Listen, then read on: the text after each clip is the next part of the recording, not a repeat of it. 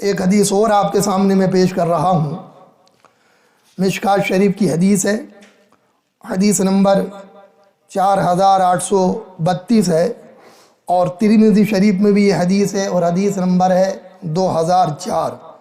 حضرت ابو ہریرہ رضی اللہ تعالی عنہ اس حدیث کے بیان کرنے والے ہیں۔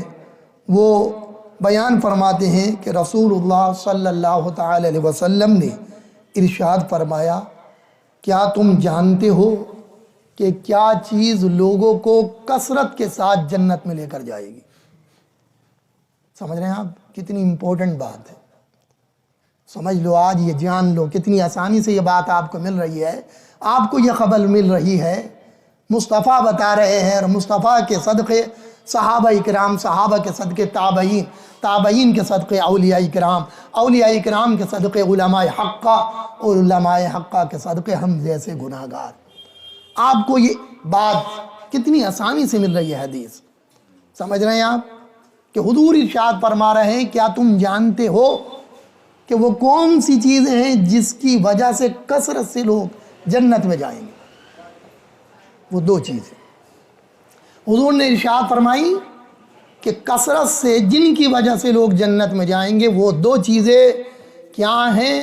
اللہ کا خوف، تقوی، اور دوسری آقا صلی اللہ تعالی علیہ وسلم نے ارشاد فرمایا حسن اخلاق، اچھی عادت، خوش اخلاق۔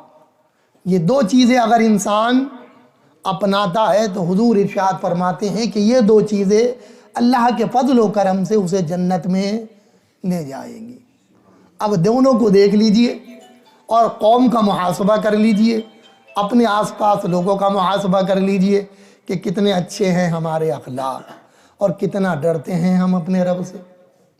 جو رب سے ڈرے گا وہ کم نہیں تولے گا، جو رب سے ڈرے گا وہ کسی کی امانت میں خیانت نہیں کرے گا، جو رب سے ڈرے گا وہ جھوٹ نہیں بولے گا، جو رب سے ڈرے گا وہ کسی کا دل نہیں دکھائے گا، جو رب سے ڈرے گا وہ تکبر میں نہیں آئے گا، جو رب سے ڈرے گا وہ کسی سے حسد نہ کرے گا، جو رب سے ڈرے گا وہ بے حیائی کی طرف نہیں جائے گا، جو رب سے ڈرے گا وہ شراب نہیں پیے گا، جو رب سے ڈرے گا وہ زنا نہیں کرے گا۔ المختصر یہ کہ جو رب سے ڈرے گا وہ گناہ نہیں کرے گا، وہ اللہ کی عبادت کرے گا، اللہ کو راضی کرے گا، سمجھے؟ اور جس کے اندر حسن اخلاق ہوں گے وہ کسی کو تکلیف نہیں دے گا، حتیٰ کہ جانور بھی ہوگا تو وہ جانتا ہے کہ مصطفیٰ نے جانور تک کو بھی تکلیف دینے سے منع فرمایا ہے، اور حسن اخلاق جس کے پاس ہوں گے وہ کسی کو بھی تکلیف نہیں دے گا۔ یہ بات سمجھ لیجیے۔ اب دوسری چیز آقا صلی اللہ تعالی علیہ وسلم نے ارشاد فرمائی کہ جانتے ہو وہ چیزیں کیا ہیں کہ جن کی وجہ سے کثرت سے لوگ جہنم میں جائیں گے؟ جنت کی تو خوشخبری سن لی، لیکن ساتھ ساتھ جہنم کو بھی جان لو، سمجھ رہے ہیں آپ؟ مومن کو جنت کو بھی سمجھنا ہے اور دوزخ کو بھی جاننا ہے، اللہ کی رحمت سے امید بھی رکھے اور اس کے قہر اور عذاب سے ڈرتا بھی رہے، اس کا خوف بھی دل میں رکھے اور اس کی رحمت سے امید بھی رکھے۔ یہ مومن کے اندر بات ہونی چاہیے۔ آقا صلی اللہ تعالی علیہ وسلم نے آگے ارشاد فرمایا کہ وہ چیزیں جن کی بنا پر لوگ جہنم میں کثرت سے جائیں گے، تو ارشاد فرمایا کہ وہ زبان، منہ، کیا ہے وہ؟ ایک منہ، اور دوسری چیز کیا ہے؟ شرمگاہ۔ اب آپ غور و فکر کر لیجئے، منہ کے تعلق سے میں زبان کے تعلق سے آپ کو بتا ہی رہا ہوں، اور شرمگاہ کے تعلق سے بھی ہم نے بہت کچھ زنا کے اوپر جو ویڈیوز آئی ہیں آپ کے سامنے، جو نشست ہم نے کی ہیں وہ بھی آپ کے سامنے ہم پیش کر چکے ہیں کہ زنا کے تعلق سے کہ زنا کی کرنے والے پر کیسی کیسی وعید ہیں، اور اللہ تبارک و تعالی نے ان کے لیے قرآن پاک میں کیا کیا حکم نازل فرمایا ہے۔ اگر کنوارا اور کنواری ہیں، الزانی والزانیۃ فاجلدوا کل واحد منہما مئۃ جلدہ، تو ان کو 100 کوڑے لگائے جائیں، سمجھ رہے ہیں آپ؟